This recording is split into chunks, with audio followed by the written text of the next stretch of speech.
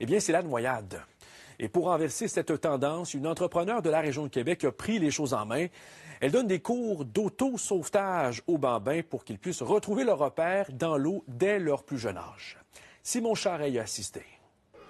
Apprendre aux bambins à survivre sous l'eau.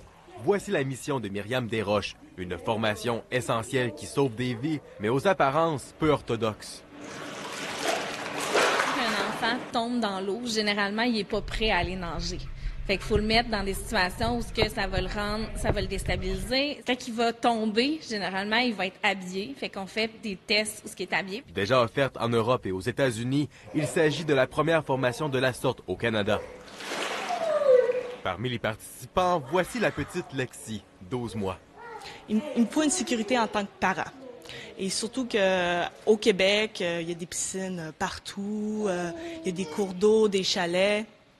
Je voulais que ça soit une sécurité pour notre famille et pour notre enfant aussi. Le Naître et Grandir a reporté que la principale cause de décès pour des enfants de 1 an à 4 ans, c'est la noyade. Fait que suite à ça, moi, ce que j'ai décidé de faire, c'est d'essayer de diminuer au maximum le nombre de noyades en rendant les enfants le plus compétents possible.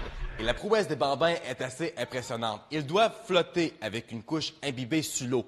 Une fois que la couche est submergée, elle peut peser au total jusqu'à 5 livres. J'étais vraiment stressé.